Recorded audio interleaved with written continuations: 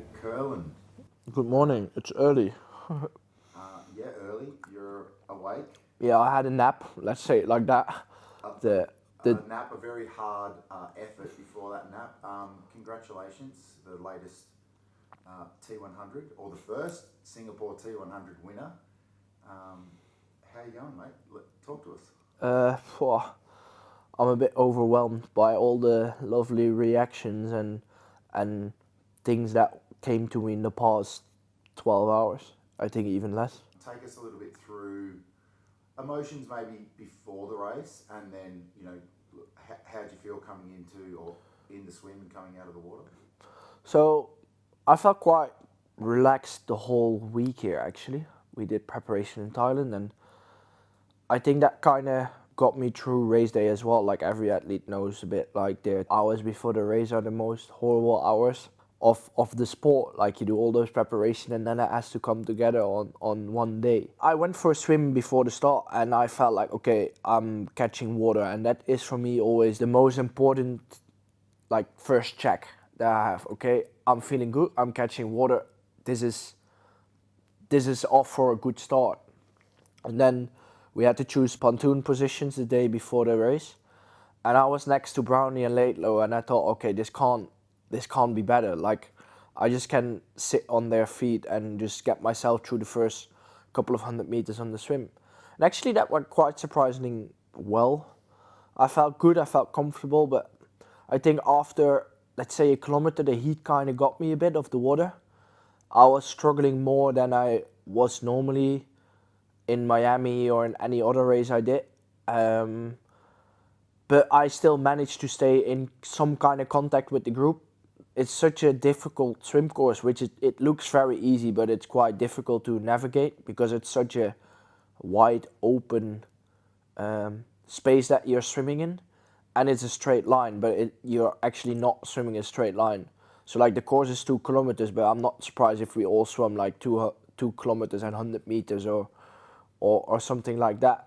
So yeah, I was happy that I was out of the water, and I think with me, I think I think no one wanted to stay there in for a minute longer because it was like, yeah, swimming in a bath kinda. Tell us about just how that first few laps unfolded, and then obviously the gutsy move of the day, which probably really set up your win, was to go off the front.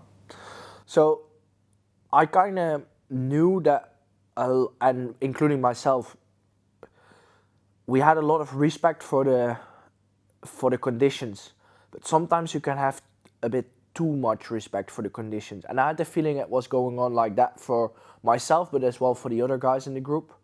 Like I was pushing 260, 270 watts, 150 heart rate, and I knew like, okay, I still have like 20 beats to play with. I was like, okay, if we stay here where we are now, then Sam Long is going to catch up within 40 kilometers. He has a free pass to do whatever he wants with us. Jason West stays with us, and then I can run for third or maybe second, but I can kind of forget the win. So after 30K, I didn't really want to attack. I just wanted to like light up the fire a bit and just see if like who wants to follow, who actually wants to race, or who's just waiting and sitting in there. And I had the feeling that Alistair was playing it safe, which I was expecting, but like he really tried to manage to get through the bike without using any energy as possible because of his experience maybe in Miami. And I had the feeling more guys were doing that. So on the steep hill, I just want to go to the front. Like I do a lot of VO2 max efforts on a very steep hill at home. And I just thought, okay, if I put like some kind of power in this hill, I just see like who follows, like really like light up the fire. And actually they waited, and I was surprised by that. And then I just remained the same pace for like 5K and no one came. At one moment you just have to go for it. I was like, okay, I'm up to something like that could potentially be way too big for my level and caliber at the moment. But yeah, let's see. Like actually every lap I felt a little bit better and I maintained the same power and the same heart rate. So I was actually surprising, and I had the feeling Sam Long was not gaining much time. Actually, because you have so much out and backs. Like you can see where other athletes are, and I was really like surprised by that, and not because I felt so amazing, but like more because I expected a different race dynamic. And then you come into transition with 110 on the chasers, and then you know, like, yeah, there is literally no way back now. Like, it's balls to the wall, don't look back, this is everything you dreamed of, and go for it. And if someone catches me, fair play, they've done it better. And if not, then I pulled off a very nice thing. At what stage in that bike, when you went off the front and the gap started to stick, Al didn't come back, was the light bulb going, oh, now I'm really setting myself up to win this race? None. I have to say, so I can't remember the last kilometer on the run, but I can remember the second last kilometer on the run, and that's where I thought, like, when I heard the gaps, I thought, like, okay, this is gonna happen. Like, if I just hold the same pace, this is gonna happen. So you didn't let yourself No. dream too early? No. You were just all process. Yes, I really didn't let myself believe in the fact that this is my day. I really wanted to think it, but I didn't let myself do it because these are such difficult conditions. What was going through your mind then when you were on the run? Everything goes by. Just stick to it. Everything, every pause, every meter I go forward is 1 meter closer to the finish. But actually I jumped off the bike and I felt fresh. Like fresh as I would normally feel off the bike if I would have a more relaxed bike leg. I had to say I was cramping up a little bit in the end. I was losing maybe much more sweat than I expected, but it was still manageable. I was like, okay, just get one lap done and then we look further. And then I heard I was gaining time again. And then you kind of start to think like, don't be stupid. Don't be stupid. Just stay where you are. You don't have to show your balls here. You're already doing it. Like, it doesn't have to be 4 minutes. Just stay where you are. Damage control. And then I saw on the penalty board that Sam Long had a penalty. And then I thought, okay, if Sam catches me, which would be an amazing move, I just have to stay with him, and I can. So, like, just if someone gets me and it's not Sam Long, I have to find out another way. If someone catch me and it is Sam Long, just stick with him. I'm coming from a running background, especially 800 meter running. So I have a good last 200. So, like, just stick to the process. Do you remember the finish? And did you get to enjoy the finish? Now I see the footage back of the finish and I remember it a bit. If you ask me like what went through you and how did you feel the last kilometer, the only thing I can say is horrible. And I just wanted to get home. And like not home at the finish line, but like home in like where I live. But again, like every athlete has his own tricks to get through a run course when it's tough. And I looked at my watch and I thought, like, within 10 minutes, I have everything I ever wanted. Stick to it. I have everything I dreamed of. I have everything my team works so incredibly hard for with me. I have everything that I wished for since a little kid. Like, my dream comes true. And, like, I don't know how I managed the last kilometer. I know that people were surprised I wasn't happy, but that was basically because I couldn't be happy because it all went like, I had the feeling my eyes were rolling back in my head. I was afraid to touch my suit. I was afraid to touch my glasses. I was afraid to give people handshakes. I was afraid to like do anything. I just wanted to go to that finish as soon as possible. The only thing that I did was zip my suit up, but I did that 2K before the finish. So like, yeah. I didn't want to. I remember in the last kilometer, I saw Magnus standing there, and that is the last memory I have from most of the kilometer, the last kilometer. That's not a bad little memory to tuck away in your mind for next time you're racing. You and Magnus going head to head. Well, let's say this: Magnus is such a brilliant athlete, and such a dominant all-round athlete that if Magnus would be here, the whole race dynamic would be different, and I could potentially not win.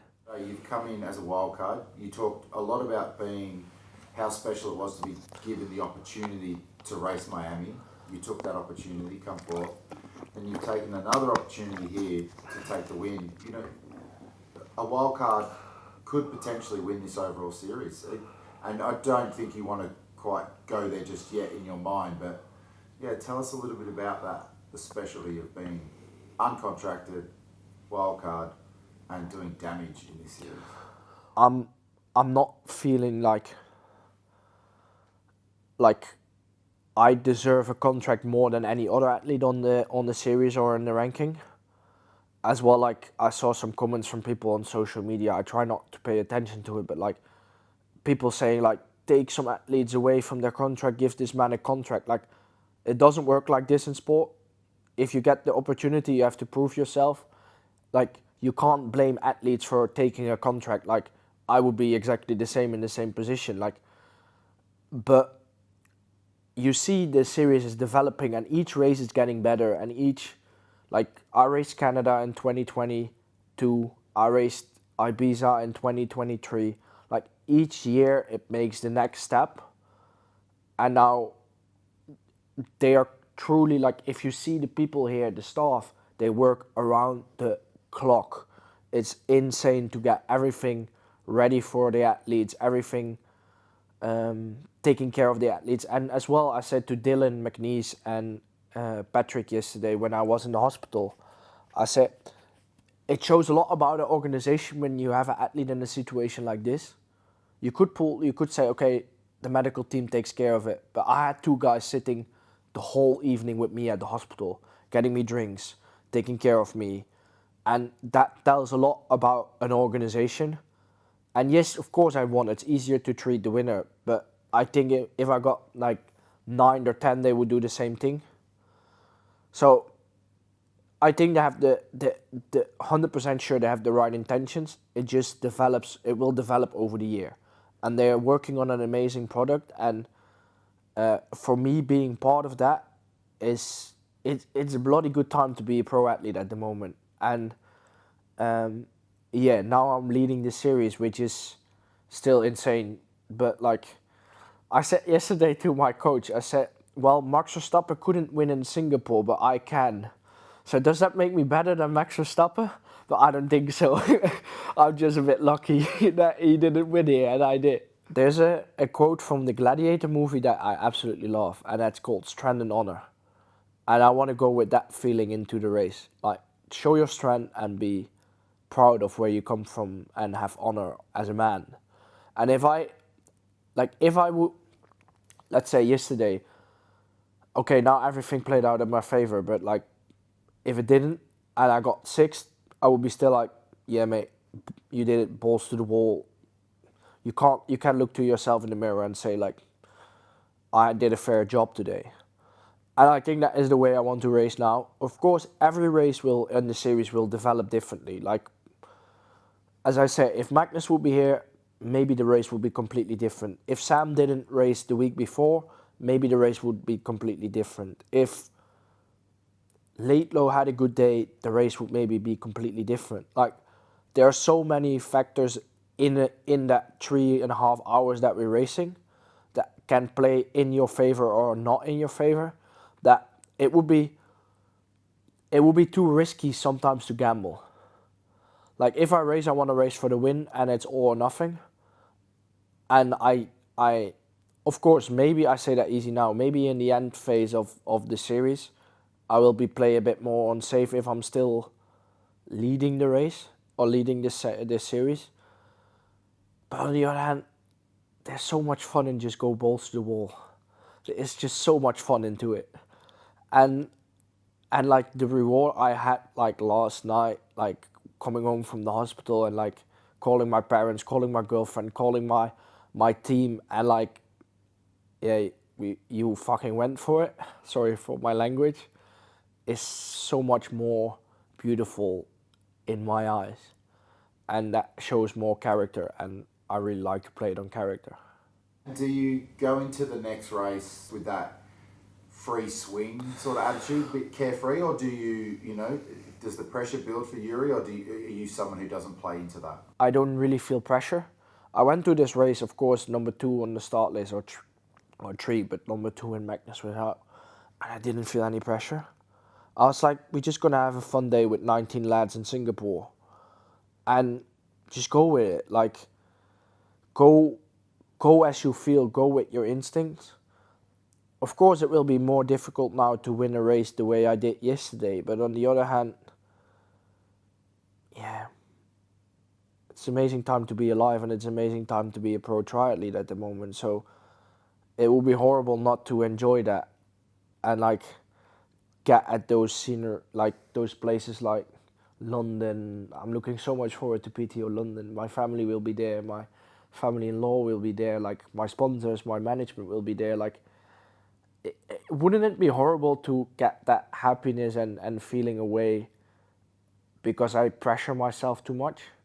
So like, I try to stick with that and just enjoy the moment at the moment, like, as much as I can.